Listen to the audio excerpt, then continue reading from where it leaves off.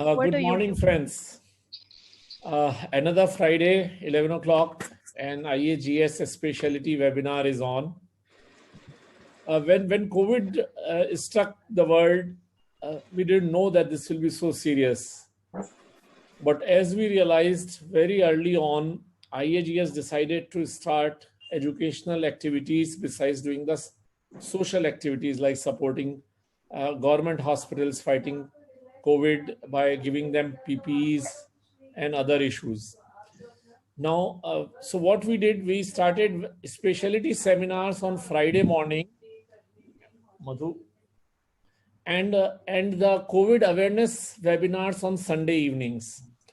Now, we started with the common topics like gallbladder, appendix, hernia, endoscopies, and bariatric, being a perfectly elective surgery, was kept for the last. So now today, this is the last specialty webinar of IAGS, and we are going to talk about bariatric surgery, whether it should be done when the pandemic is over, and what will be its structure after the pandemic is over, when bariatric surgery will be started. And we have some wonderful panelists and my co-moderator, Dr. Amrit Nasta, who is a clinical associate with me for last 3.5 years, and panelists which includes past president of HOSI, Dr. Arun Prasad, uh, Dr. Jaideep Paleb, Dr. Praveen Raj, Dr. Ajay Kumar, Dr. Sandeep Agrawal, and Dr. Sumit Shah. So welcome to all the panelists on the show. And we are going to discuss, next slide, please. Amrit. Yeah. So we are going to discuss these issues today. One is that COVID-19 has affected the surgery in general, especially laparoscopy. And a lot has been discussed. I'm aware that each one of you are aware of the guidelines from various countries and our national guidelines. So we'll briefly mention that. And then we go on to the guidelines which are specific to bariatric surgery.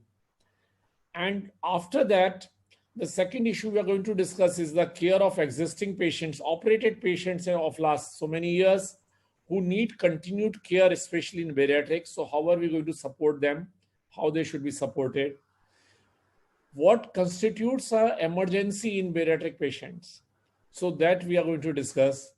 And then we are going to discuss what is the future of bariatric surgery? How do we open up? How do we restart bariatric surgery? How do we restart seeing patients in outpatients for bariatric surgeries? And how do we support them, like support groups after the bariatric surgery? Next.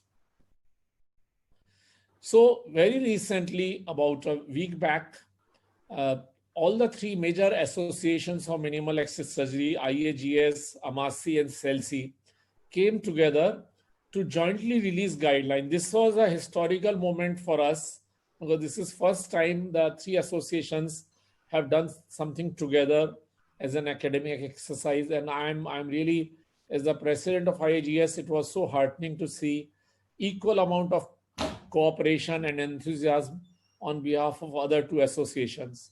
So there was a long multi-page guideline, but briefly speaking, as you all know, that we stop all emergency surgeries. We only provide emergency surgeries. We stop all elective and surgical or endoscopic procedures. Non-essential staff should stay at home. We provide non-operative management wherever possible.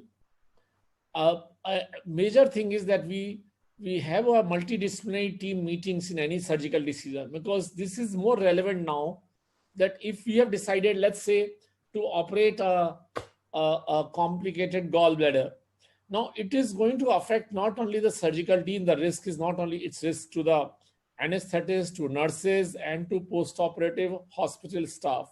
So we should discuss it with other people in the team that this is the reason why we are doing it, because they should be partner in your decision making, and that's important. Multidisciplinary team meeting. And if there is a diagnosed COVID positive or a high risk or a suspect COVID positive case, then that should not be operated in regular hospital. That should be operated only in a COVID-19 center. So this is basically the background on which we will start today, and I'll ask my co-moderator, Dr. Amrit Nasta, to take over from here. Good morning, everyone. Welcome to the panelists. So the first question that we seek to answer today is why bariatric, being an elective procedure more or less, must stop. So I would like to invite Dr. Sandeep Agarwal to give us his views on this question, why bariatrics must stop. Dr. Sandeep Agarwal.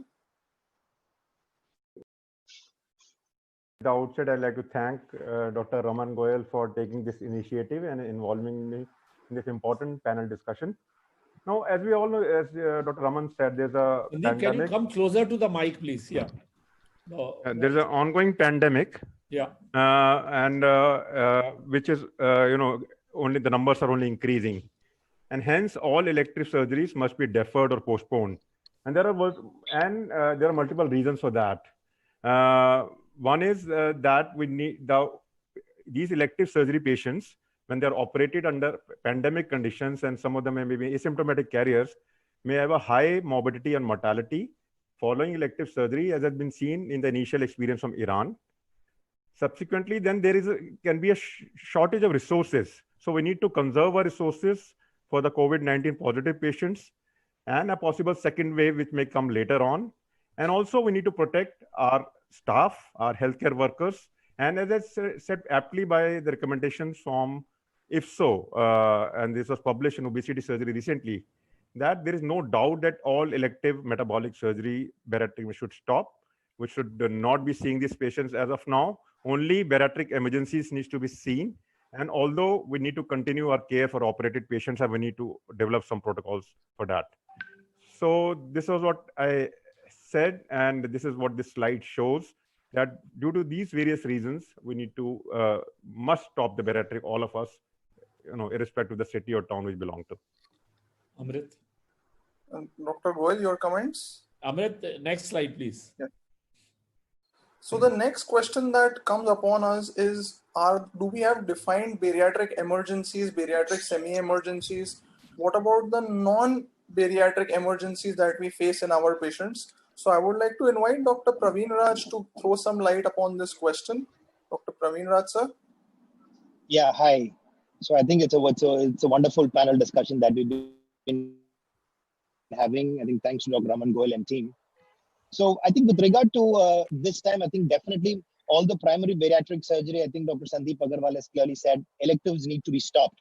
But then, yes, we would be getting our patients whom we might have operated long back, might be coming with the complications like internal hernias or some strictures or some bleedings, or sometimes with severe dysphagias, etc., wherein they are bariatric complications which needs to be addressed. And on the other side, more interestingly, we might be getting a lot of morbidly obese patients with other complications like, let's say, a perforated viscus, let's say an intestine obstruction, a gut ischemia, etc., wherein many of the times the anesthetist or the surgeons are not trained enough to handle morbid obese patients as such. Because especially anesthetists, both from the anesthesia standpoint and from the surgical standpoint, the technical difficulty is more higher in a morbidly obese patient compared to a thin patient.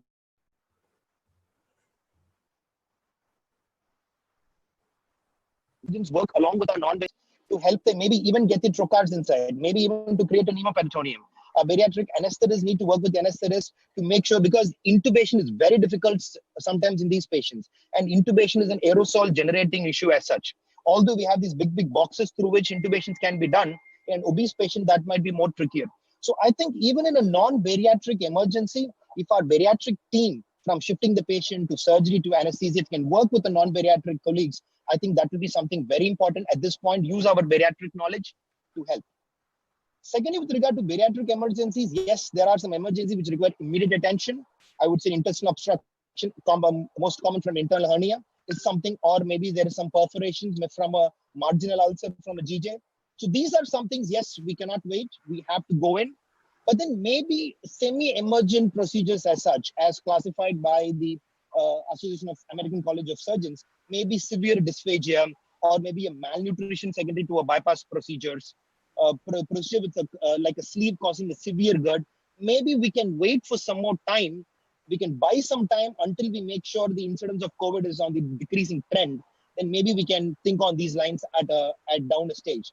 So I think we need to categorize a patient whether they require immediate attention, can we wait for some time, and purely elective, which we will definitely wait for much longer a time until we know better about what is really happening about COVID in our country and from around the world.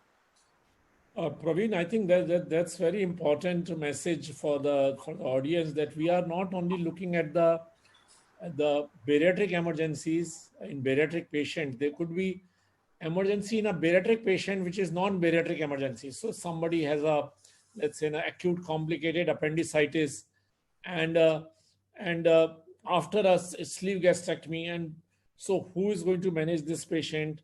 A bariatric surgeon may not have access to this patient because this patient is a COVID positive patient and goes to a COVID hospital. So I think this has invited a situation, the COVID has made a situation where we will be called to look after these patients, not only in our own hospital, maybe in a COVID positive hospital. And just because the numbers are low at the moment is not a big relief. Numbers may go up when the lockdown goes away, and then we may. So at the moment, well, there's no relief in the sense that just because numbers are low, we must be prepared to face these emergencies maybe next 1 month or 2 months, and we should keep our attention very high on our patients. Follow up with them, that if any one of them turns COVID positive and goes to a COVID hospital with a surgical emergency, we should be in touch with those surgeons in those hospitals and support them. So thank you, Praveen. Amrit. Yeah. So another problem that we are facing is, what about our old patients, the patients whom we have already operated? Since we are not able to hold elective OPDs, how do we support our already operated post-bariatric patients who were operated a few months back, a few years back, if they have some issues? So how do we tackle them? So first, I would like to invite Dr. Jaideep Paleb and have his views on supporting the operated bariatric patients in this era. Dr. Paleb? Hi, good morning, everyone. Thank you, Dr. Goel, for having this webinar. What we started doing in our bariatric patient population who we have already operated on as soon as the lockdown started, the first thing was that our team, we started calling up all our patients and just trying to reassure them that we are existent. Just because there is a lockdown, don't worry. We are still available. You can be free enough to just pick up the phone and call us, message us, email us, whichever part of the city, country, wherever you are. So that, I think, has helped us, because as soon as the lockdown started, we saw at least 2 emergencies in our operated bariatric patient population. We had a marginal ulcer bleed, which I could sclerose with endoscopy. Because our hospital is also treating COVID patients, it was easier to tackle the emergency, and the patient could come to the hospital and we could take care of it. Another patient who was living in a tier 3 town, tier 3 city, far away from Mumbai, a 4-hour drive from Mumbai, actually had some swallowing issues around 3 weeks post-surgery. A sleeve patient, and again the same thing, the patient managed to reach us on the phone, and we arranged for passes for the patient, and the patient came in the lockdown period and we managed to treat the patient again. So I think access to the surgeon is the most important and crucial thing that we must all realize, and it is our responsibility to the patients to make sure that we have called them and told them that we are accessible. We should be available for an online consult also. So there are many platforms which we can use to do these online consults, including as simple as a plain WhatsApp video call if you don't want to charge the patient. And of course, there are consulting platforms, professional platforms which are available. Encourage all your patients to stay with a close follow-up with you. If they have dietary issues, send a diary to you. You can use a lot of other platforms like YouTube, and Google, and Instagram, and videos to help them help disseminate a lot of information to them with regards to their diet and exercise. So all these tips can be provided to your patient at the touch of a button today, and make them as closely connected to you as possible. Thank you, Dr. Paleb. I would now like to ask Dr. Arun Prasad. We are being asked a common question by our patients, old patients and new. Is there any particular diet which is advised to protect us from this virus? So your views on any specialized diet for the bariatric patients in this era of COVID? Thanks. Dr. Arun Prasad, sir. Firstly, congratulations to Dr. Goel for organizing this wonderful meeting. Now, diet has always been a key factor for all bariatric patients. When we talk about recovery, we talk about pre-op, intra-op, post-op. So naturally, when we are faced with this situation, patients are going to ask about diet. Now, diet has got important role in the sense, you could just complete the slide.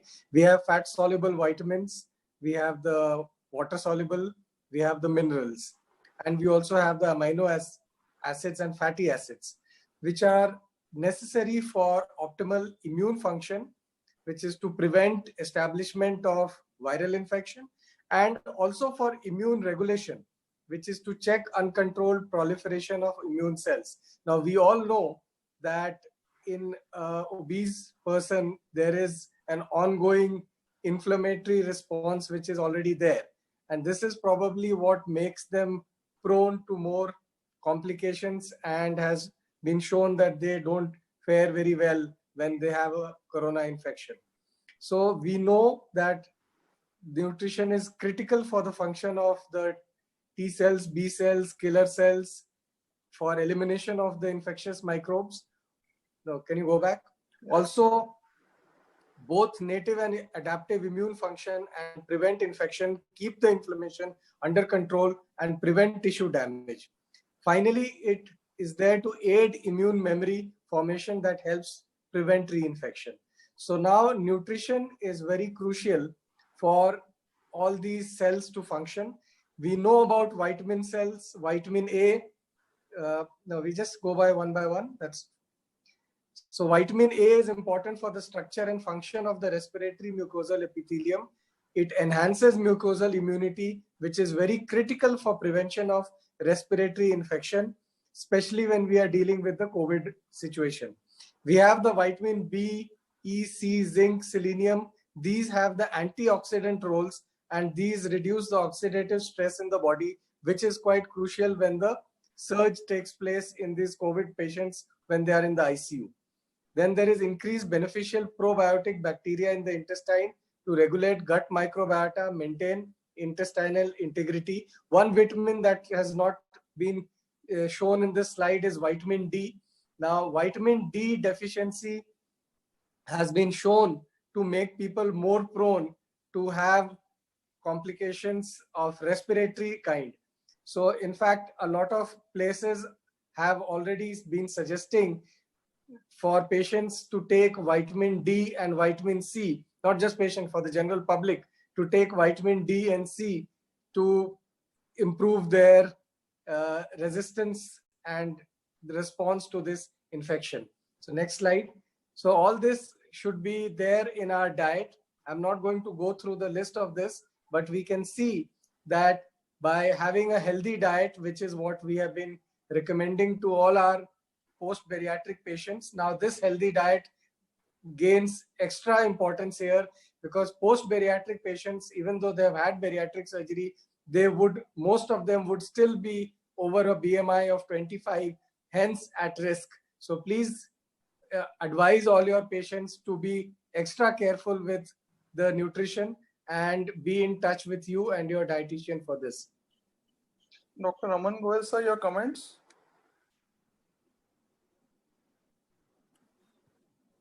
Sir, you have to unmute yourself. So Arun, if you have to simplify this for a bariatric surgical team, what additional dietary requirements are required? You know, we have those post-bariatric vitamins, proteins, and supplements.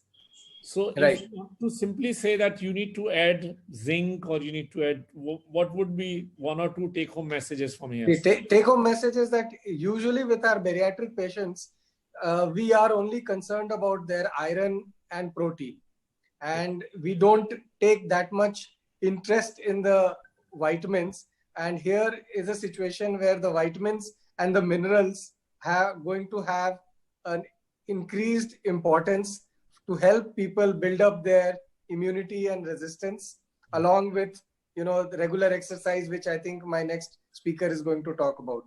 Okay. And So I Dr. think Pal- one of the things that has been discussed repeatedly in media is zinc, role of zinc. Yes. And the zinc required. Zinc is there as an antioxidant. So Right. zinc and vitamin C act as antioxidant.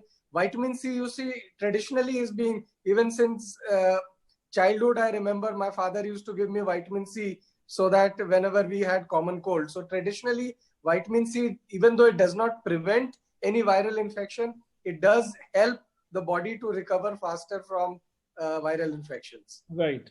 So, just to clarify, because a lot of things are going on in the media, if you have to give zinc, if you just give a regular multivitamin with about 10 to 11 milligram zinc in it, that is enough to prevent infection in a way, whatever its role is. And those who are COVID positive, they should be getting about 50 to 60 milligram zinc a day. Quite So, right. so it is not necessary to add additional, to have more zinc on a daily basis for the patients. A regular multivitamin usually has about 11 milligram zinc, and that is good enough that is the body's daily requirement. So, Amrit, please. Yeah, Dr. Paleb, sir.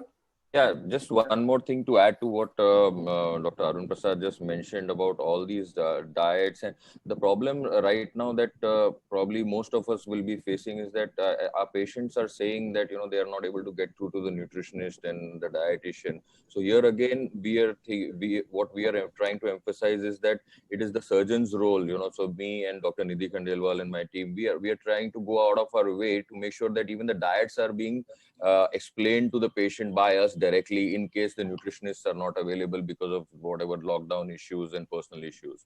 So that also needs to be kept in mind as a part of our responsibility. Okay. All right. Yeah. And another concern for most of our patients now, everyone is in lockdown, we are homebound. So how do we encourage our patients to exercise in this lockdown period? I would like to invite Dr. Sumit Shah to please share his views on this. Dr. Sumit Shah, sir. Sir, you will have to unmute. Okay, just a minute. Yeah, I did that. Please. Yeah. So thank you again, Dr. Goel, and to IAGES for involving me in this important webinar. So we know that one of the important things what is happening in the lockdown is that we are all restricted to our homes. And therefore, definitely our level of activity, our ability to go to gym, our ability to go for that regular, 40-45 minute walk that we were doing, all that has gone down. But I think the counter thing is that what is nice is that, you have had lots and lots of people actually start putting videos on how they could exercise themselves at home. And I think there is a plethora of videos on which how you could do, starting from different types of yoga to some aerobic exercises to some strength training exercises, because it is very important that we keep up our metabolic rate. I think one thing that happens is that we know that, sitting down continuously is much worse than even getting up for 10 minutes in every 1 hour and walking. So, even small things matter. So if you are not able to go to the gym, if you are not able to do your regular walk outside, it doesn't mean that you cannot do anything. So there is loss of our daily routine that is there, but we could still do many exercises at home, and I think the internet is full of videos, not only from the trainers, but also from many celebrities, because the exercise or whatever physical activity you will do is not only important for weight maintenance, but also for your feeling of well-being. So we must remember that, the exercise produces certain hormones which increase the levels of your feeling of well-being, and also will increase your respiratory capacity, will increase your basal metabolic rate, and also keep you fit in this time. Yeah, Dr. Arun Prasad, sir, you wish to add something? Yes, you could advise people to go on to the YouTube and look for what is known as low impact exercises.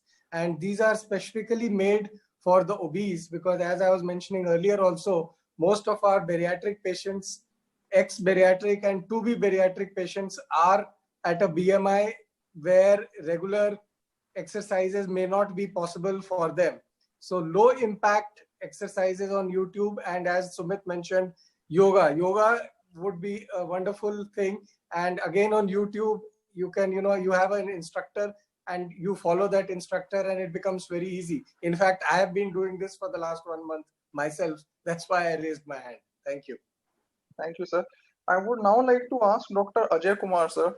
Sir, are there any particular new things you are advising your old patients and supporting them? Dr. Ajay Kumar, sir. Dr. Ajay, you will have to unmute yourself. I have unmuted. Yeah. Yes. No, Ajay, we can't hear you. You have to unmute. Yes. Yes, sir. Now you can hear me, I think. Okay. Yes.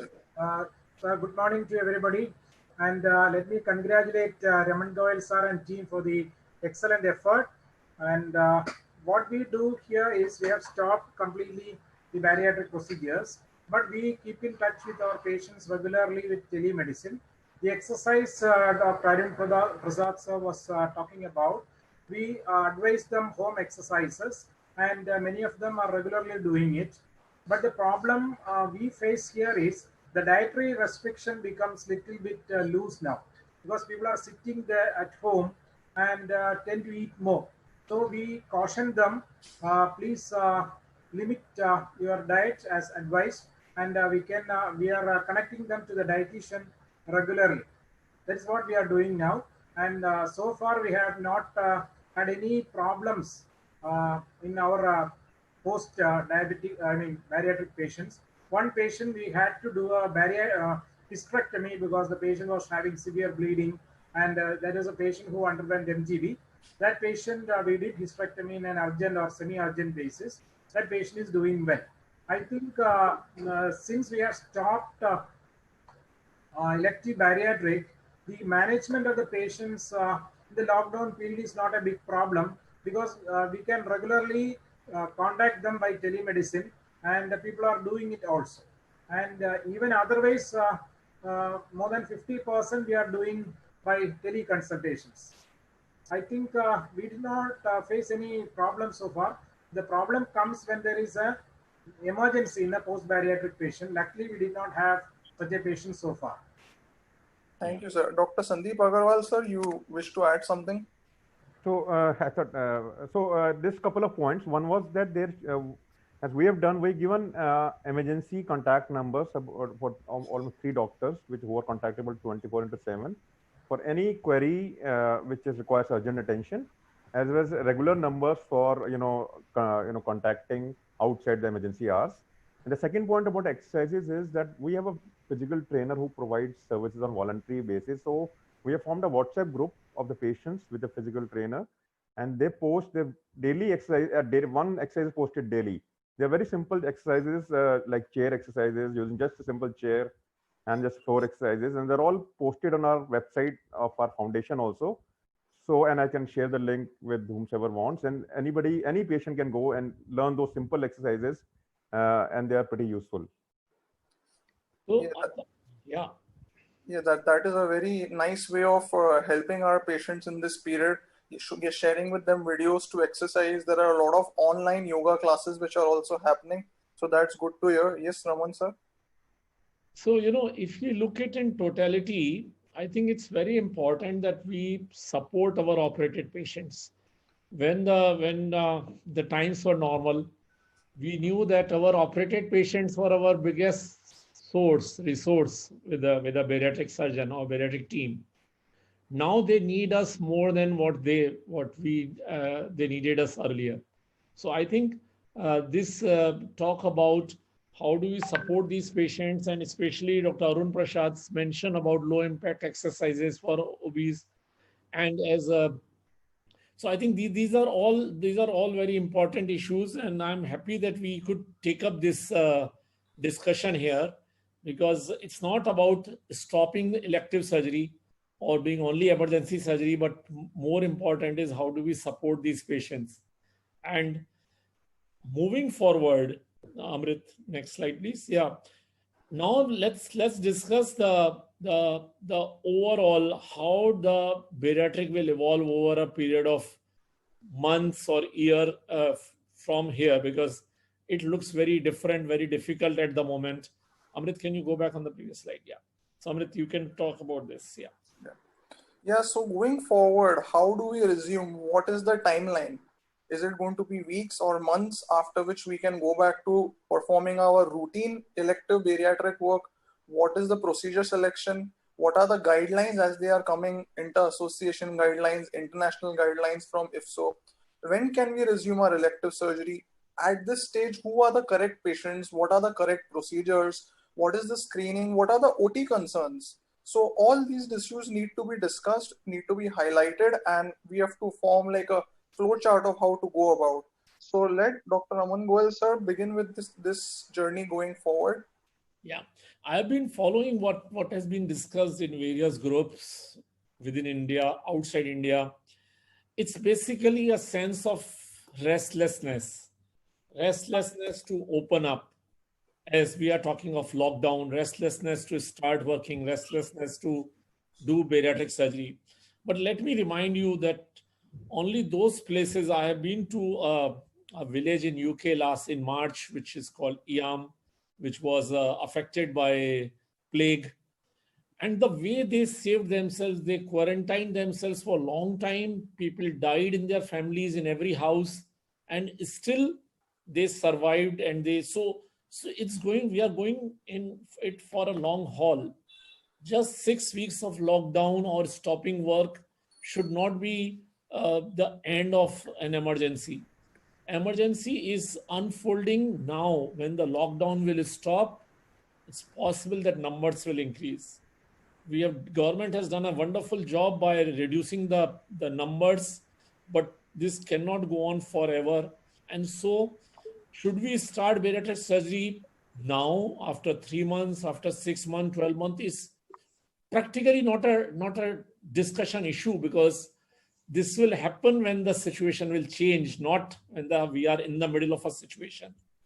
And then I'll ask the panelists, Amrit will ask, what procedure should be done? Should we do a simple procedure which can be done quickly in 40 minutes, or we do a more complicated procedure which will take 1.5 to 2 hours to reduce the risk? Because there are studies which says if there's any procedure more than 30 minutes, you should change the surgeon to reduce the risk. Who should be doing it? There are mentions that a senior surgeon with experience should do it, but if senior surgeon is more than 60-year-old, should he be exposing himself to a potential risk of COVID, or should a younger surgeon be doing it? And who is an ideal candidate? So we think that if somebody is more sick, he deserves the surgery first. But now, because bariatric surgery first, but now there is a situation that already there is a potential risk of COVID infection. So should we do a younger patient who has less risk of mortality after COVID positivity after a bariatric surgery? So these are the issues which I think we should discuss in this session. Amrit? Yes, so first I would like to bring back Dr. Arun Prasad sir to give us his views and to discuss the IFSO guidelines regarding resuming elective bariatric procedures. Dr. Arun Prasad sir? Yeah, I was part of the webinar which was going on with IFSO, and one thing which was very clear was that whenever we resume bariatric surgery, screening and precaution measures have to be taken strictly, just like they were being done during the pandemic. So even when the pandemic is over, we will have to continue very strictly, which would mean your investigations for the corona test, antibody test, maybe the requirement of HRCT of the chest before we proceed for the surgery. So the way bariatric surgery was being done, things are going to change. Next slide, please. So how are we going to start? So firstly, it has to be gradual. You need to prioritize your patients who needs surgery more urgently. Straightforward cases have to be started first, as Raman was mentioning earlier, and gradually we go up to the complex cases where the possibility of post-op complications or ICU is there. Because right now you need to save your ICU for the corona cases. So we would not be risking any patient who may need post-op ICU. Next slide, please. So short surgery to reduce morbidity, like sleeve gastrectomy, which most experienced surgeons would do it within half an hour. And the aggressive surgeries like bypass and BPD should be taken as the back seat. Next slide, please. So who will be eligible when we start? Asymptomatic patients who don't have flu symptoms, no fever, no GI symptoms, no history of COVID positive, age relatively younger. Avoid patients with comorbidities like diabetes, hypertension, cardiac disease. These three have been known killer when it comes to obese patients getting corona infection. No pulmonary diseases, OSA, asthma, etc., and non-smokers. So we need to start with these people. Full precautions and PPE have to be there. Detailed history taking and prompt chest CT. Also, the RT-PCR is essential in diagnosing and controlling the disease. If surgery is needed, laparoscopy may be a better than open surgery. Now, a lot of debate has been going on with that. I am strongly believing that laparoscopy has to be preferred because you have a closed, confined space. The hospital stays less, so you have beds availability, less need for post-op clinic visits, less exposure to body tissue and fluids. The surgical smoke and laparoscopic gas is what needs to be addressed. And I think eventually all operation theaters are going to be equipped with surgical smoke evacuators and laparoscopic gas handling facilities. Now, we don't have negative pressure OT. So what most theaters would be doing is closing the positive pressure half an hour before the procedure and restart it half an hour after all the sanitization has been done. But what is crucial is that it has to be done by the most experienced surgeons with standard full precautions and smoke filters. So the topic of young surgeons versus old surgeons, we'll have to leave it for another discussion. Next slide, please. So finally, Raman had asked me to make a statement as past president of OSSI. So you can see that OSSI has got a mask now, and we are moving with the COVID times. So great things happen to those who don't stop believing, trying, learning, and being grateful. And this webinar, which has been wonderfully organized by Raman, is a clear example of his bold moves and his leadership qualities. Please move on to the next.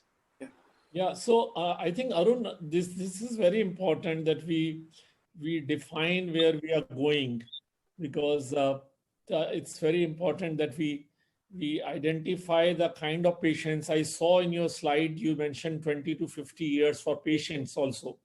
So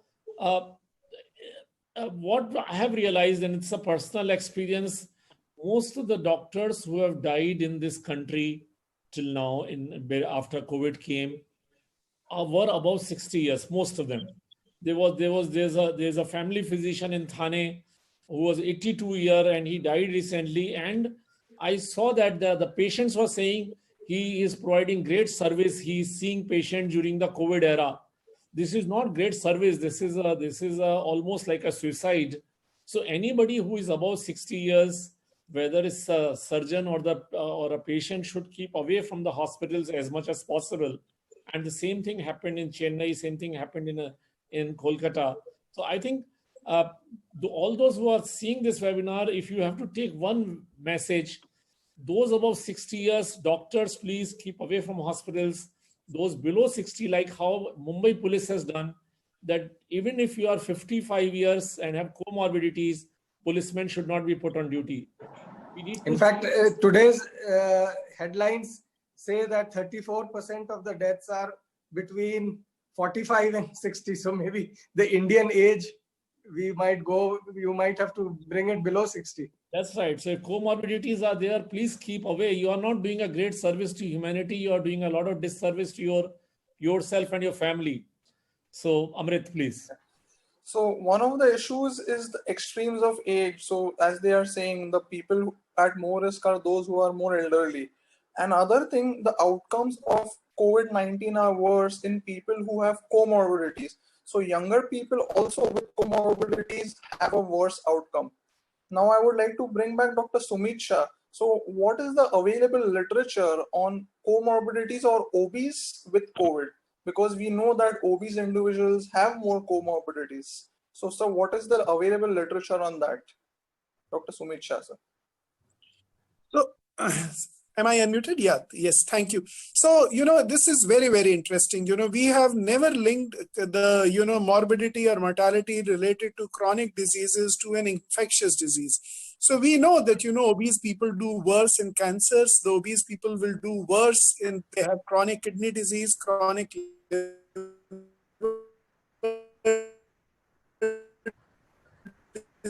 disease, and so many other disease has, to my knowledge, never been clearly. We don't say that patients with malaria or tuberculosis or Japanese encephalitis or so many other infectious diseases will do worse.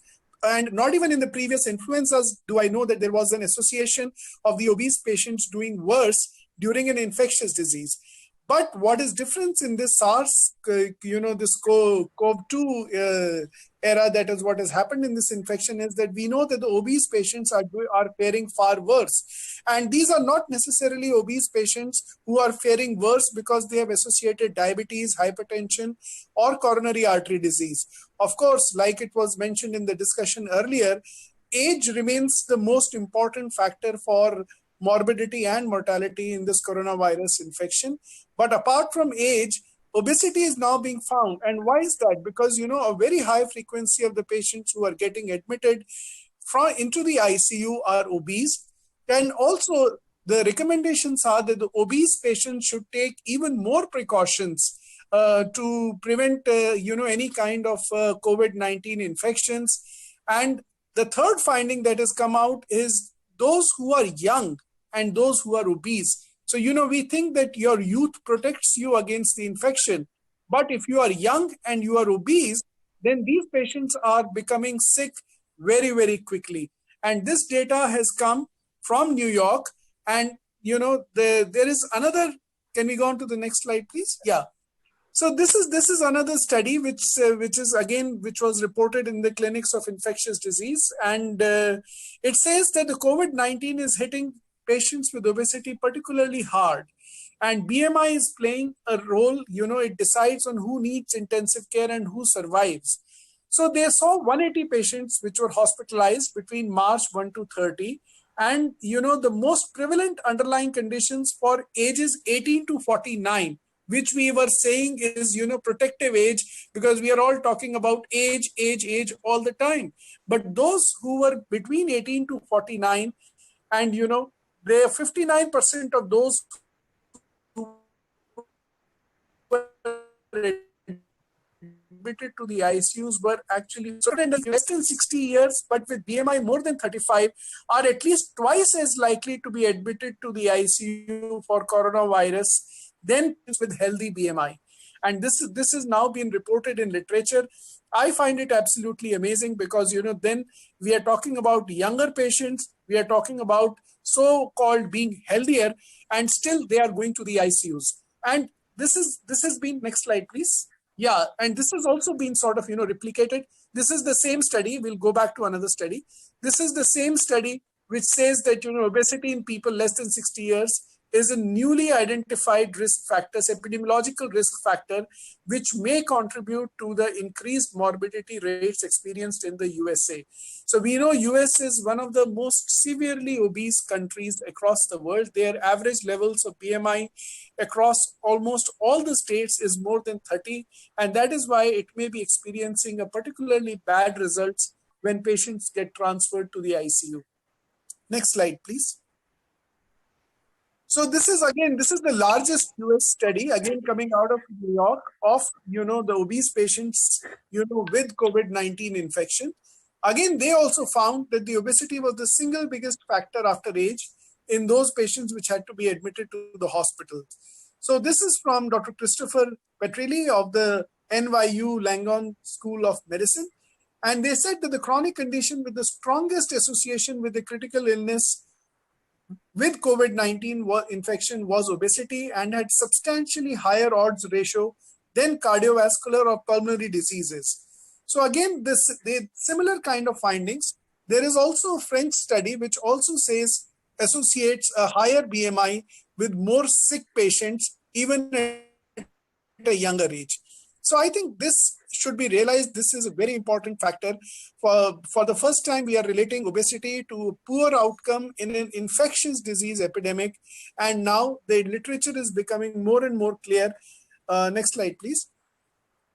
So that is why when we say that we should prevent not only the elderly, we should also prevent the obese to take additional measures. That is especially related to all of us because we take care of bariatric patients. Now resuming elective surgery after COVID-19. So now we have all said that Dr. Goyal had said that everybody is becoming restless. We are surgeons, sitting 1 month out of the operating room is very, very difficult for us. And it is natural to become frustrated or to think that this infection is being overplayed. But that is not the scenario. And the present scenario is that, we have postponed all elective surgeries or deferred them. And of course, it will increase the backlog when these patients come back for surgery. But to say that, what could be a roadmap for resumption? Safety, like we always have said that, you can never be safe enough. So there is always some more additional thing that you can do for safety.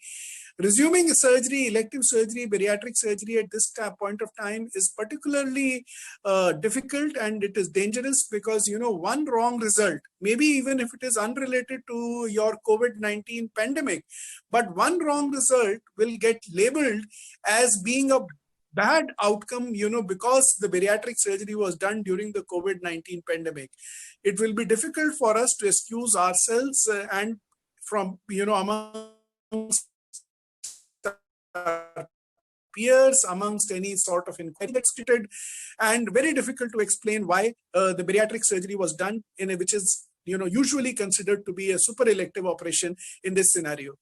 So resuming, before I go on to the resuming 8-point this roadmap on what we can do, I would like to sort of request my co-panelists to say that that if what is their they have read literature on this, obese patients faring badly. So therefore, what is their opinion on, obesity and COVID-19? Maybe Dr. Sandeep Agarwal wants to make a point about that.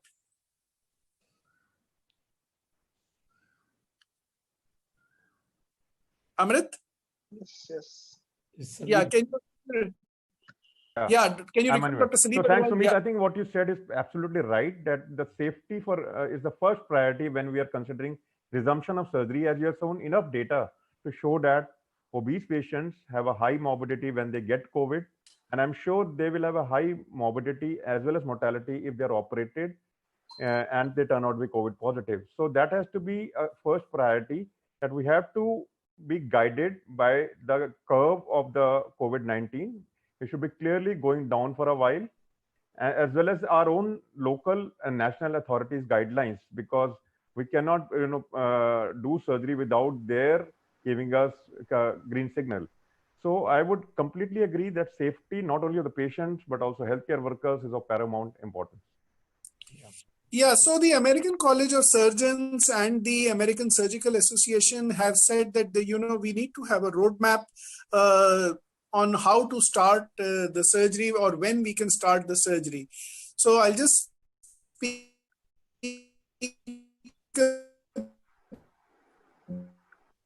briefly about that. So next slide. You must know that there cannot be one recommendation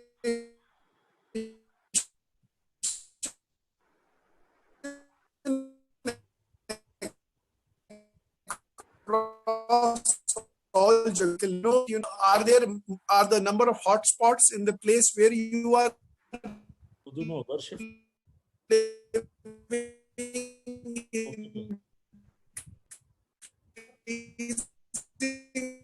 or not.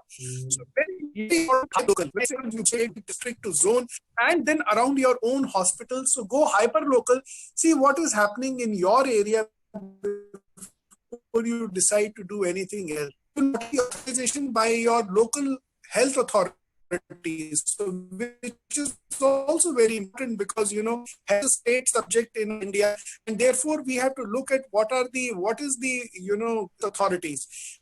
And of course, the safety of the patients and healthcare staff is always our first priority in all clinical practice. The idea is that we should not be doing more harm. Primum non nocere. That is our guiding light always, that first do no harm to the patient, no harm to the healthcare staff. And of course, whenever we start, the number of surgeries should be very controlled. And recently, I think Dr. Goyal told us that, Madhya Pradesh government came out with a specific guideline that the bariatric surgeries will not be started for at least a month. So there can be these kind of local state guidelines, which also will need to be seen. Next slide, please. I think Sumit, so you have a wonderful point. Just to put the record straight, it was not about bariatric surgery, all elective surgeries. That Right. Madhya Pradesh circular was there. Yeah, I just wanted to say that, that because this, health is a state subject, and we were just discussing that there could be different guidelines from your state, from your municipal authorities, from your locality, from your hospital. So you need to look at so many factors. If you are working in a hospital, which is a completely non-COVID hospital, and you get an emergency and the patient turns COVID positive, this patient could be shifted to some COVID hospital where you will lose complete control on what is happening with the patient. So I think these hyper-local issues are very important, and each one of us needs to see our own setup, our own scenario when we decide.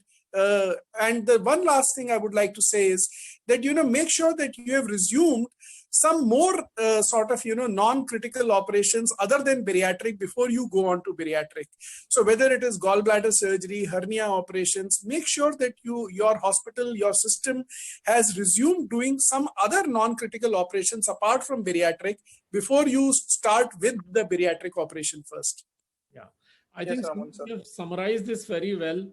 That 2 points. One is that the obesity is additional risk factor for during COVID period, because we all operate on obese patients, so we are though it's a high risk factor for any surgery, but here it's a high risk factor for COVID infection and its morbidity. Though we have seen logical discussion happening, but science is not always logical. Science is more about statistics. So the data that says that the more people who are getting into ICU, more people who are dying because of COVID is more important than just thinking logically in our mind and creating a awareness that we should operate them so that the risk reduces. So I think if we have this message, that would be wonderful. So Amrit? Yeah, so very nicely, two glaring questions that we are going to face. One is going to be, if we perform a bariatric procedure and the patient gets a complication, we have to get the blame. Why did we do an elective surgery? And the second thing is, if we are operating in a non-COVID setup hospital and the person gets a complication and gets shifted to a COVID setup, the patient goes out of our control. And then these are the issues that have to be addressed, which is why we have to take a call on when we can resume elective bariatric procedures altogether. So now, when we are going to start, I would like to bring back Dr. Praveen Raj sir. What are the screening modalities additionally which are going to be done, and how do we select the ideal patient for bariatric procedure in this new era of COVID? So Dr. Praveen Raj sir. Yeah, hi Amrit. So I think that was a wonderful discussion from Sumit on when do we start bariatrics.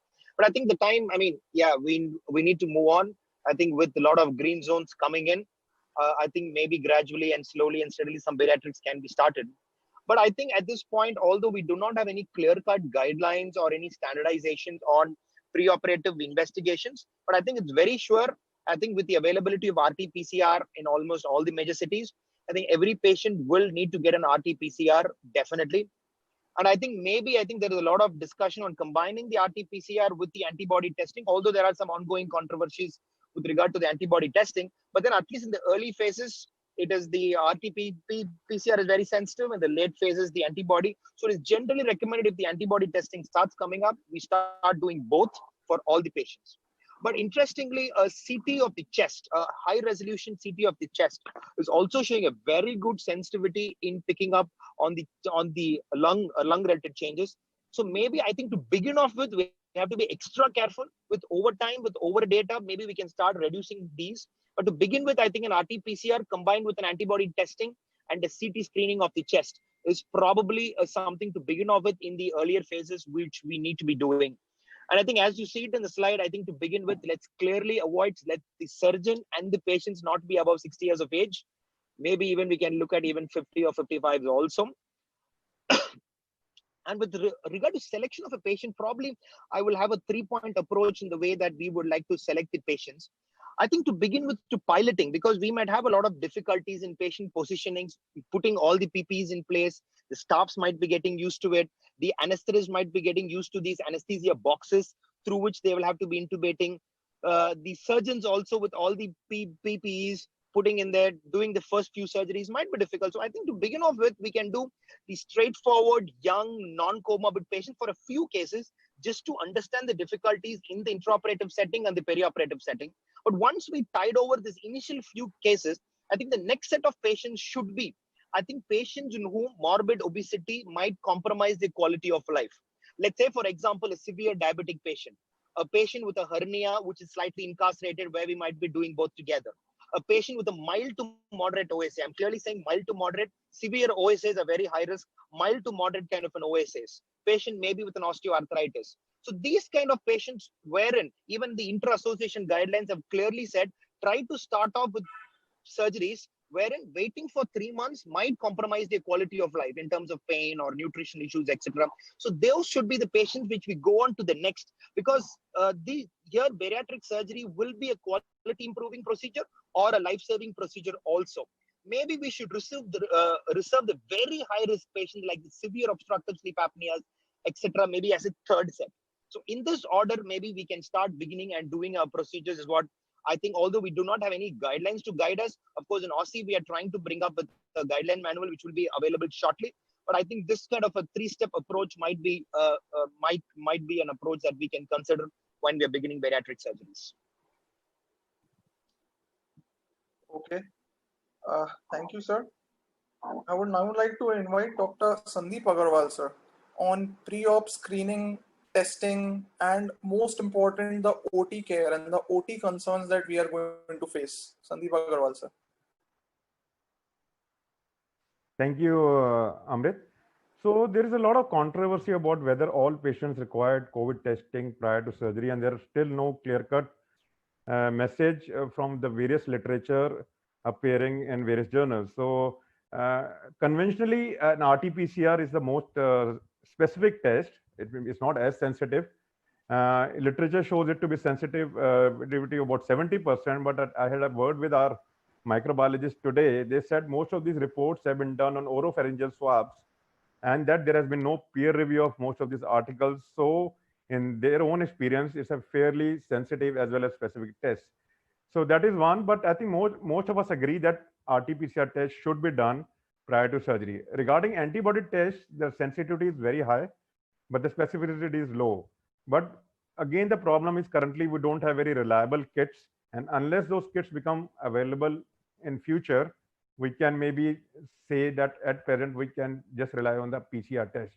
And as Praveen said, there are various reports that HRCT has shown more sensitivity than RT-PCR in picking up COVID-19. And hence, a lot of us believe, we had a discussion about Aussie guidelines about a few days back, that an HRCT done as close to the surgical time as possible, maybe a day prior or on the morning of surgery, is probably one of very good methods of picking up a asymptomatic disease. There are some issues about attendant testing, and there's no doubt that the medical team should be tested negative for COVID-19. Next slide, please. There are various algorithms given, and since we do not have a reliable antibody test at present, I will not go into it. Suffice to say that the whole philosophy should be to diagnose a case as positive if we suspect, and do the testing which is available in your hospital or in your state, and based on that take a considered decision on whether to proceed for surgery or not. These have been given in various articles, but I think till we have a reliable antibody test, we really cannot follow that protocol. So as I said, HRCT has been found to have a good sensitivity, and if available in your hospital, or you can ask the patient to get it done prior to admission, it would be a very good adjunct to your excluding a COVID-19 disease. As far as the medical team is concerned, it's a given that all staff in the OT should definitely be asymptomatic. They should have no high risk factors for COVID-19. They should have been tested for COVID-19 where the tests available, and they should work only in the non-COVID areas, not in the COVID or COVID suspect areas. And they should all wear a prescribed PPE. And now the problem with PPE is that what is a full PPE, and there's a lot of confusion about that. And ideally, next slide, please. Sorry, it's not. So ideally, a PPE would include a proper face mask, which is N95 or FFP3, a face shield or goggles, impervious gown or a coverall, shoe covers, and double gloves. So this is what is prescribed, and there is a controversy whether coverall is required or a impervious gown is okay. I think it will all depend on the availability ultimately. All these are guidelines, and we should obviously have to rely on what is available in our own hospital and do with that. And so now considering the operative room measures, now I think in the meantime, when we are waiting for surgery to resume, we should all start preparing our operative rooms for the future surgical practice. One of the most essential things is that the bariatric surgical patient should be operated in a cold COVID negative facility. That means these OTs should not be taking any emergency cases or COVID positive cases.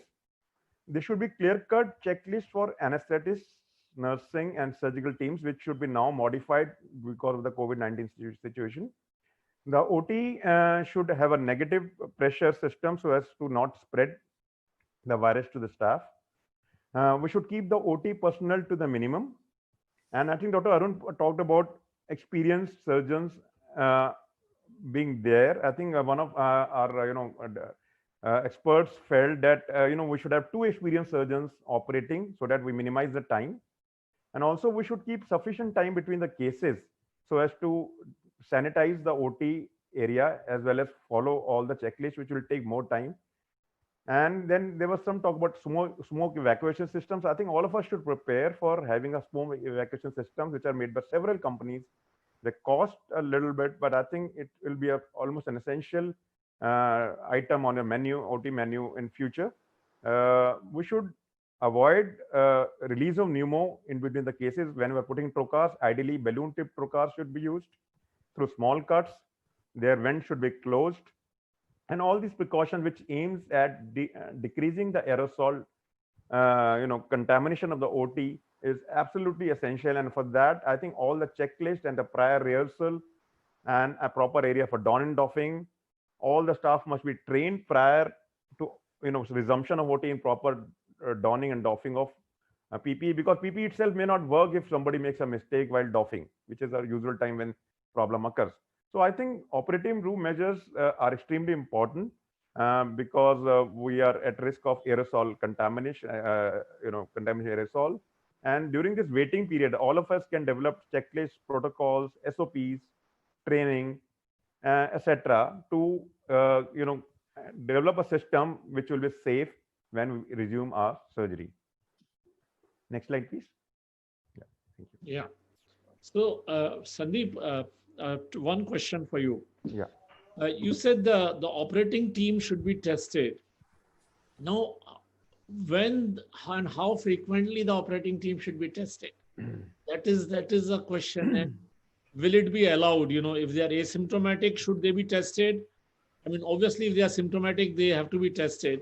But if they are asymptomatic, will the government allow us to be tested, and how frequently that testing should be done? So I know, I don't have very clear-cut answer to that. Obviously, these are dictated by the national guidelines as well as availability of the testing kits. In an ideal situation, everybody should be tested frequently for COVID-19 by RT-PCR or antibody test. But I think in less than ideal conditions, at least those who have high risk factors, close contact with a family member or coming from a hotspot, or other risk factors should definitely not be a part of the team and should be tested, and only if negative should be made a part of the team. Okay, one more question for you. Since you are part of the All India Institute and which is defining the policies, and you are also treating COVID patients, in the PPE, I find a lot of confusion.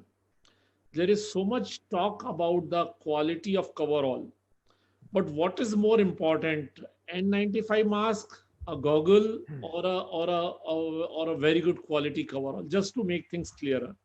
So I think as far as the discussions I could make out from various faculty members today itself in a meeting today, it's the coverall which is not so important.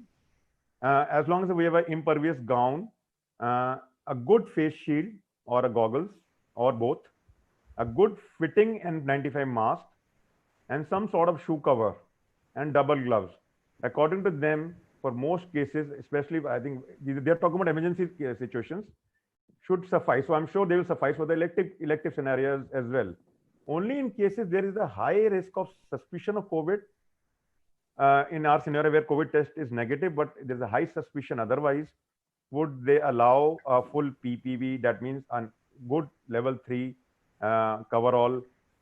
So because I think one of the reasons maybe we need to ration our resources, and second, maybe we do not need that. So I think that the current level at AIIMS, we have everything available, but for low risk cases or where suspicion is low, I think a coverall is not considered essential.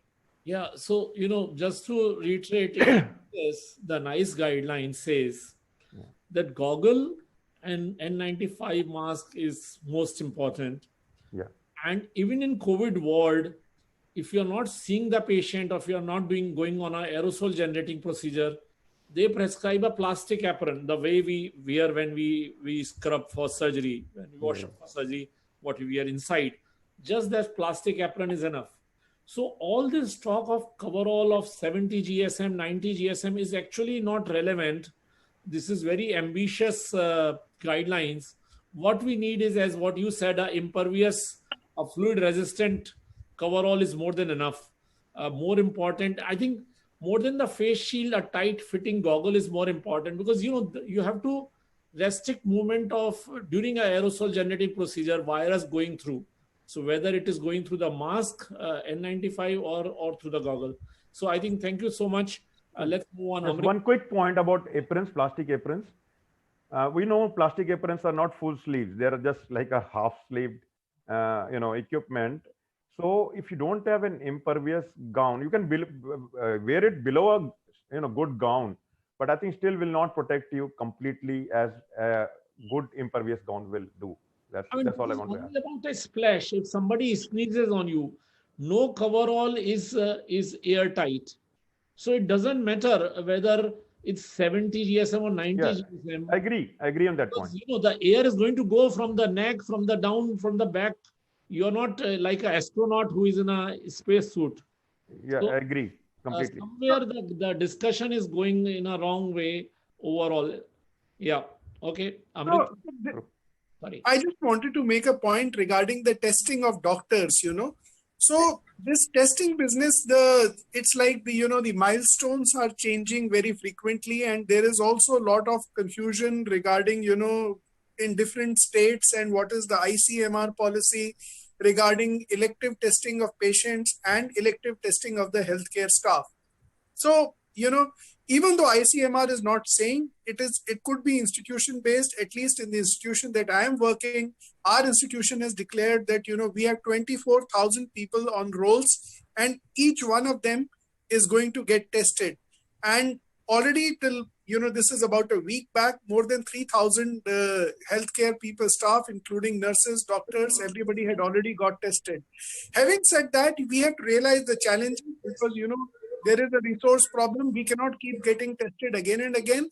And also one patient it's not a question of the surgeon having tested himself, being negative or not, because he's exposed to a food, F&B guy, they are exposed to the security guards, they are exposed to the nurses, they are exposed to the general duty staff.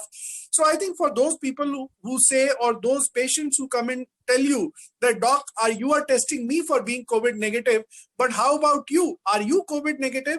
So I think the answer is that it is not possible to keep testing almost the entire healthcare staff over and over again. The cost and the logistics of it would be very, very difficult, apart from the fact that the current guidelines of ICMR does not allow for that. Okay, Dr. Paleb, sir. Yes, just to add to the same point, one of the hospitals where I work in Mumbai has given us a very straightforward guideline. I don't know if it works for across the board in India, that first of all, you need to restrict yourself to working in only one hospital. And if you're doing so, then the healthcare personnel has to get tested every 14 days. And if you're working in more than one hospital, so they have allowed only 1+1, one additional hospital, then you need to get tested and you have to declare it. So you have to be sincere enough to declare it that I'm going to you and I'm going to one other hospital. So then you get tested every 7 days. Now, obviously the feasibility, the availability of kits, the number of testings we are doing, whether all those things are logistically possible or not are a separate matter of debate. Okay, Dr. Arun Prasad, sir. Yeah, same point as Jaideep. A single test is of no value, like what Sumit was mentioning. If you have to test every fortnight, or you become selective in your testing, like what Raman was saying. Okay, thank you, sir. To the last part of today's talk, what is the future of support group meetings? We know how important support group meetings are in our bariatric practice. So I would like to bring back Dr. Paleb to share his views on the future of support groups. Thank you, Amrit. So next slide, please.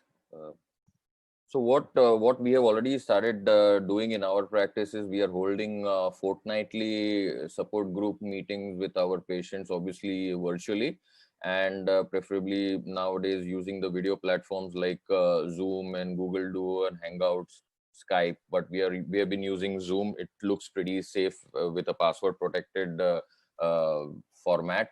And unusually, we are seeing actually far more attendance in bariatric support group meetings than when we used to have them physically, calling them to places like our hospital or some neutral place, which was outside the hospital. Now the numbers have suddenly gone up. Even our international patients from different states of the country are all logging in because it's easy. And I think one of the most important things that we are doing is like what was mentioned earlier by Sumit about talking about exercises, what Sandeep had mentioned about how they are giving small videos. We are actually practicing what we preach. We are doing the exercises with the patients, and we have seen a tremendous response with that. And I think I'd given a small video clip also. I don't know whether it's there incorporated in this thing. It was a 20-second clip, but it's there on our Facebook page in case it's not part of the presentation. You can see that this is a screenshot of one of the support group meetings which we held. And it's going over 2 pages. There are 26 participants here. In another support group meeting, we had around 40 participants. So it's just increasing. So me and Nidhi are taking care of making sure that we have more and more participation, and we actually are doing the exercises with them. We are actually dancing with them. And that's how it's picking up. And now the patients really know that they have access to us directly. It's not about just dancing or exercising, but in all possible ways. They have to talk to us, they can discuss. So we have 15 minutes of exercise, 15 minutes of Q&As, 15 minutes of tackling individual problems. They write on the chat format and we reply to them. So I think this is the future of bariatric surgery. We are not sure when we are going to be able to start this whole thing once again. When we are going to start elective procedures, we have to be really, really careful in starting, because there, like Praveen mentioned, there are some green zones already and they are thinking they probably will start operating. But we are still in a red zone, and we are in a our numbers are growing up exponentially daily. If you read in the newspapers every day, so it's anybody's take who will start first, who will start next, whatever is going to happen. But all the same, we need to be very, very careful. It is one of the most super elective procedures, as Sumit has already mentioned. We can't take our chances with our patients, with ourselves, with our families, and most importantly, medico-legally, we have to tread very, very carefully. Thank you, sir. Thank you, Dr. Palib. I would like to bring back Dr. Raman Goel to summarize today's meeting and share his final comments. So Jaideep, I think that was very good what you mentioned. I think there is another angle to the whole thing. Bariatric is as such in the limelight, in the gaze of media. If somebody does surgery in any part of the country and 2 or 3 patients have major complications, it is going to reflect on everybody across the country. That's correct. I think it's not about the local issue, whether your numbers have gone down or whether you're in green zone or red zone. It's a question of its implication on the entire bariatric community and on that particular patient's family. So, and this issue, which is also has to be realized, that though the overall complications in bariatric is not very high now, it's less than about 1%, but we know that there is a possibility of the person getting infected with COVID in post-operative period, maybe 5 days later, maybe 15 days later, and then patient goes in a quarantine center or a COVID hospital for 2 weeks or for 28 days, depends on which state you are. And then what about the nutrition? Nobody is going to give them the high protein nutrition that is typically advised after surgery, or the protein shakes or vitamins there. So I think it's not only about how do you do surgery, but how you manage these patients if unfortunately somebody gets COVID. And then if on top of it, a person develops a bariatric complication, a leak maybe 20 days later, and patient is in a hospital in some smaller city, in a district hospital, who is going to manage that leak? With surgeon, general surgeon may not have that experience of managing bariatric leaks, and it could be a disaster. So I think it's very important that next slide, please, that we realize at the moment, please, let's not even think about starting bariatric surgery. Let the COVID peak go away. We have not reached the peak because we have been able to defer it with the lockdown. Let's wait for the peak to come and then things improve, as has been discussed in today's webinar by Sumit, that there are definite guidelines, 8-point guidelines. But also it's important that at this moment, we look for non-bariatric emergencies in bariatric patients. So if somebody comes with a pain in abdomen, it may not be a bariatric emergency, but we are committed to manage those patients. We support our operated patients with better nutrition. They need, as most of the patients must be calling us, calling you also, that how do I increase my immunity? So Dr. Arun Prasad has very nicely pointed out what could be the food that can be taken, what supplements should be taken, and as Sumit said, what exercises can be done even when you are locked in your own house. And I think we should have a graded approach to elective surgery, wait for the peak to pass, wait for clear 14 days of no cases being reported, not only in your city or not only in your zone, but at least in your state or maybe in that cluster of states. And after that, we start identifying low-risk patients, strategizing patients, only experienced surgeons who can definitely quickly finish a surgery with full protection. And I repeat again, a multidisciplinary team approach. Don't be in a hurry to start surgeries. Safety first. This is as Jaideep nicely said, it's a super elective surgery. Yes, we always called it life-saving surgery, but now is a time when we should save lives of our patients who are precious for their family and the society. So I think these are the take-home messages. I will ask Amrit to ask everybody, panelists, to give a brief message, and we can take questions thereafter. Thank you, Dr. Goel, for summing it up so well. First to Dr. Sumit Shah. Sir, you wish to add something?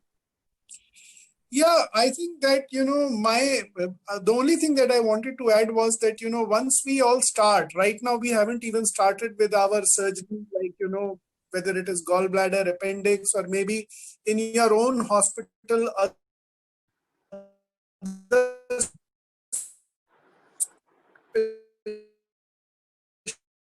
specialties are not doing their bariatric procedure. If you are in a purely bariatric practice, wait for colleagues from other specialties to start up some elective work. Look how your logistics, how your patients are working, how things are panning out in your own setup. And I think that is so important because many times we get sort of a little bit guided by some international guidelines and recommendations, but we have to adapt them to our local facilities. So I would say that, look at what is happening in your institution, look how other people are starting elective operations, look if you can do some gallbladder, some hernia surgeries, it will be better. And once you are more confident that yes, these patients are getting managed, we can always step on to, in a graded manner to some elective bariatric operations. Dr. Ajay Kumar, sir. Final points.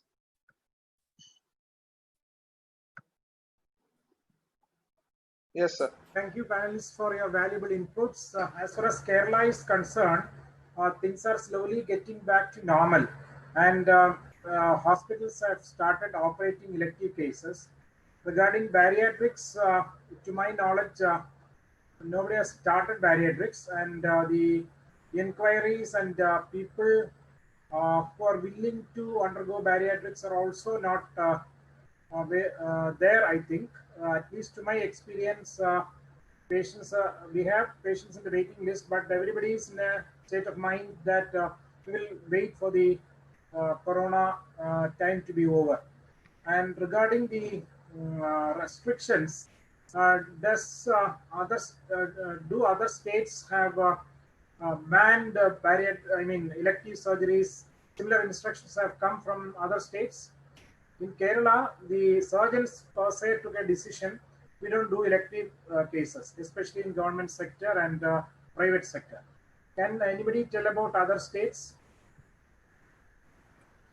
So, Ajay, in Madhya Pradesh, I saw an order from the government 2 days back, which says that till 31st May, there should be no elective surgeries. Okay. So, yeah. What about Kerala is ahead of most of us, because you. Okay, Dr. Praveen Raj, can you tell me the situation in Tamil Nadu? Yeah, so there is no official order as such that no electives have to be done. But then, as it is actually understood, we surgeons have taken a call that electives should not be done at this point. Let's just try to understand once the lockdown is over. And I think governments are mapping up green zones, orange zones, etc. So we'll wait for more orders.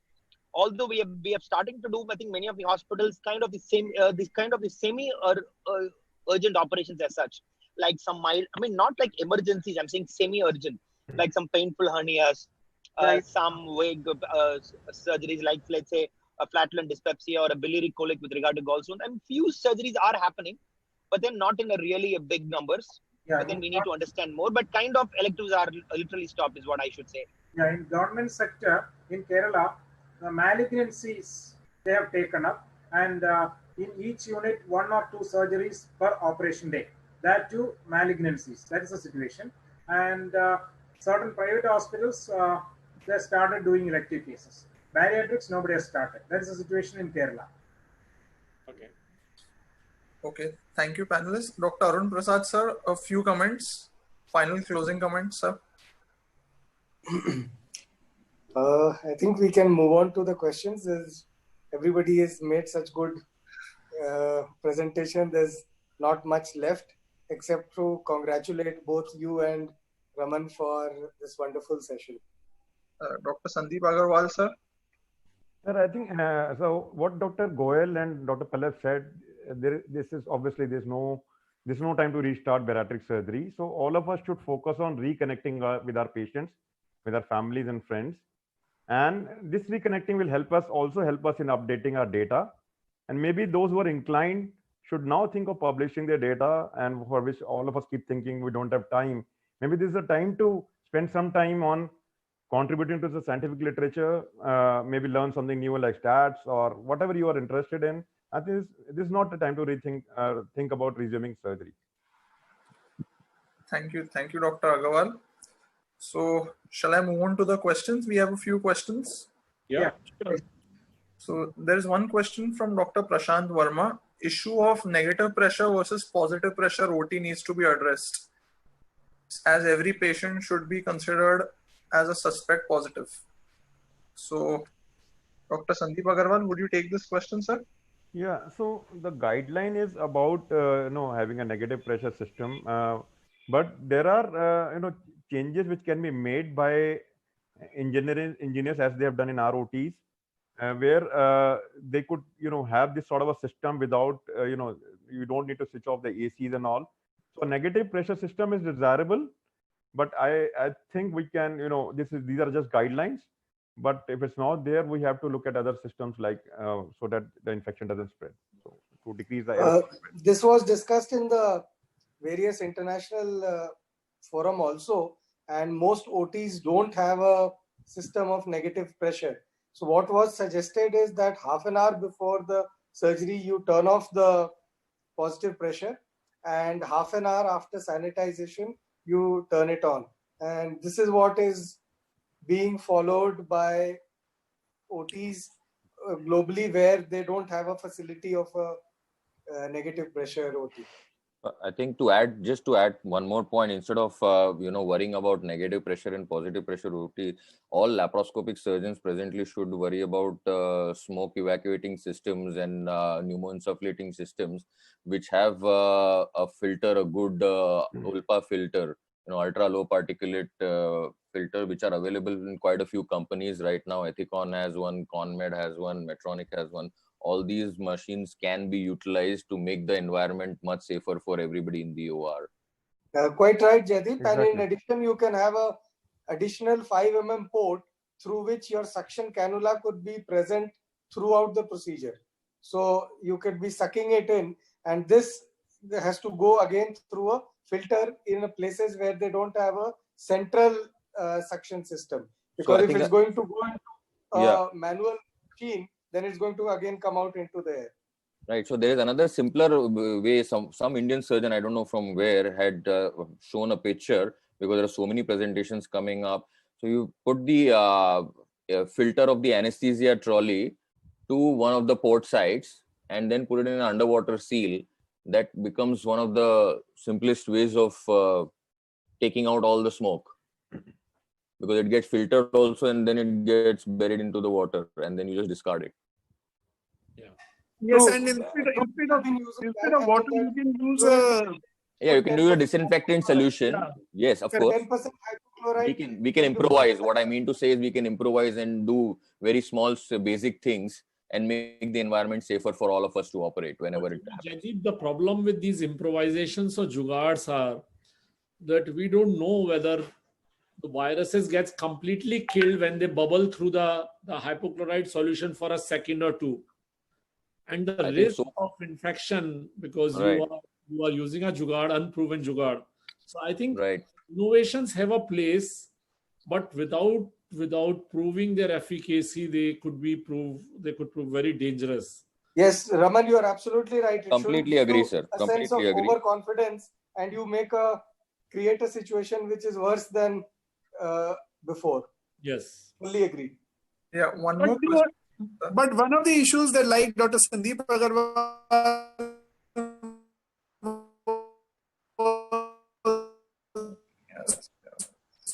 Can't hear what we were talking earlier, that this plutonium. So both sides, there is not enough evidence Sumit, I think there is some internet. I think what Sumit is trying to say is what I just said, but in a different manner. What basically we mean to do is, right now there is not enough literature and data to support anything. So at least let's try and do whatever we can under our purview to help our patients, at least in a emergency and a semi-emergency situation where we can use these methods, because we don't have X or Y, like a negative pressure theater or a HEPA filter or an ULPA filter. Yeah, Jaideep, with full PPE. Yes, of course. Because you are using the filters doesn't mean that you don't use N95. No. 100%, With full PPEs plus this. Plus this for all the staff in the OT. Exactly. Correct. Minimize the number of staff, circulating staff, and for that plus PPE with all these staff getting the adequate precaution or equipment. Okay, Amrit. Yeah, so one point. question sir, for you, Dr. Goel, sir. This is from Dr. Kanagwell. What is the role of endoscopic interventions as an interim measure for people who are awaiting? Yeah, so one thing there are pluses and minuses. Endoscopic procedures are considered more aerosol generating procedure today from both the system, from GI system, from respiratory system. So it is not it doesn't reduces the morbidity. The only way it reduces morbidity is in terms of surgical morbidity and if COVID infection happens later. So I think balloons can be considered, but I would not go for that measure at the moment. A patient who have waited 50 years to get a bariatric surgery done can wait for another 3 months or 6 months. Usually, in very rare situation, it's so an emergency, in a way, life-threatening at the moment. It is a life-saving procedure, but not usually it's not a life-threatening condition. So I think endoscopic substitute is not a good option at the moment. Yeah, Dr. Sandeep Agarwal, sir. About the endoscopic options, I don't do much of endoscopy, but I will just completely agree with Dr. Goel that endoscopy carries an equal, if not more, risk of aerosol generation, and I don't see any reason why there's a hurry to go into any sort of intervention for obese patients as of now. It's the same as intubating or bronchoscopy. Yeah, exactly. You're going to and have... Just one point I wanted to make about when we are planning to resume surgery, or even now, the surgical team should wait outside while the intubation is on. The duration has been kept from 15 to 20 minutes.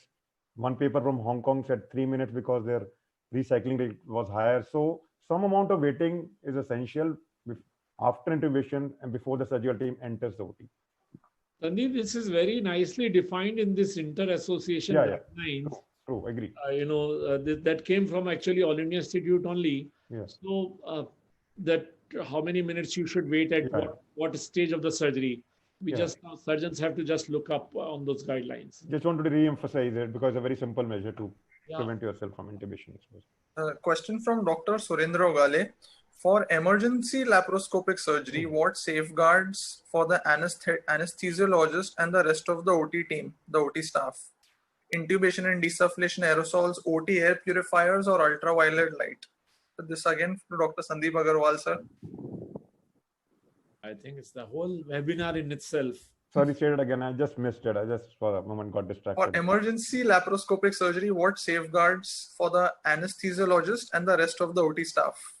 Intubation, desufflation, OT air purifiers, UV light. So as of now, we have not carried out any emergency laparoscopic surgery because most of the patients who are requiring emergency surgeries are basically perforation peritonitis, obstructed paraumbilical or inguinal hernias, and although until we have better, ECMO evacuation systems, I would not recommend laparoscopic management as of now during the current pandemic. That's my answer. There's one question from Dr. Hema. More than the BMI, the association seems to be strongly negative for visceral morbidity and the risk for metabolic disease. So waist height ratio more than 0.5. There seems to be strong indication for elective metabolic surgery, even if the BMI is not so high. This one for Dr. Sumit Shah, sir. Thanks, Hema, for asking this question. But from whatever literature that I have read till now, I think the association being made out is with the body mass index. calculation of the visceral adiposity will require special investigations. And as you might imagine, those patients of COVID-19 which are critically ill or those who are in the ICU, it is not the time to calculate the visceral adiposity for them. So whatever 4 or 5 papers, whether it was from New York University or Dr. Leiter's paper in clinical infectious disease or the French study, which I read, were all relating to body mass index. What you might be saying may be correct, but I think in the current scenario of COVID-19, what correlation we currently have is with body mass index. If you are aware of any paper which is specifically relating it to visceral obesity, I would be glad to read that. Okay, thank you, sir. The one question from Dr. Jayashree David. Nutrition is okay, but after how many days will immunity gear up after taking vitamin C and zinc, especially those who are having long-standing deficiencies? Maybe these will prepare them for the next COVID epidemic. What about now? Dr. Arun Prasad, sir? Good question. I don't think anybody has the answer to this. Arun, there are few presentations, obviously, that if you take about 60 grams zinc, the immunity boost, it helps prevent virus entry or replication within 5 to 6 hours. So I think, obviously, if there's a pre-existing deficiency, it makes things worse. But at least vitamin C and zinc helps in a very short interval after their intake. So I think Jayashree, a very pertinent question, and we should start. What about immunity for future COVID pandemic? Let's hope there is no pandemic at all in our lifetime. That's the safest way to live. 100 years later. Yeah, 100 years later. Let's hope so. Arun, Amrit? Yeah. One more question from Dr. Hema. Once the curve flattens for 2 weeks, eventually should we all get our antibody test done? At least those who are antibody positive needn't worry about retesting. So Dr. Goel, sir? Amrit, so this was when antibodies were introduced, there was a lot of excitement about this. And I remember seeing a discussion on CNN where they said we test antibodies and we can send these people to work. But recent publications and the discussion that's happening says that antibody testing doesn't mean that they are not infective or they are not prone to reinfection. So how much antibody is protective against infection is still not established. So let's not get into that zone where we promote something and later on somebody is put at a risk of getting infected. So, yes, an extremely important message, sir. Better to be safe till we have enough data. I don't see any not only that, the antibody test kits that have arrived are of very dubious quality. So, we were all waiting. The government is importing 60,000 antibody test kits and ICMR distributed it to the states. And within 3 days came the directive that these test kits have not been shown to be of good quality and their results are varying. So again, antibody testing as a mass measure, which was done in South Korea, at least for now, has been put on hold till we have some better antibody test kits. yes. Yes, so I don't have any more questions here. So Dr. Goel, sir. Yeah. So thank you, Amrit. Thanks for moderating this session so well. And I also appreciate what Aussie is doing, bringing up youngsters forward to do the presentations. And I thank all my panelists today for being there and helping out. I wish we had more time to learn something from Ajay about Kerala model, but we'll definitely keep something later. Thank you so much, participants, for posting interesting questions. And let's hope that all of us are there when the pandemic gets over and all our patients and their families are safe. So thank you once again. One last closing statement, if you don't mind. I think this is the time that our planet has taken to allow nature to reset. Let us use this time constructively and not worry about surgeries and how to get back into the OR. Let it take its own time and place, and it will happen soon. So well said, Jaideep. Bye-bye. Bye-bye. Thank you, Dr. Raman. Thank you once again. See you all. Thank you. Bye.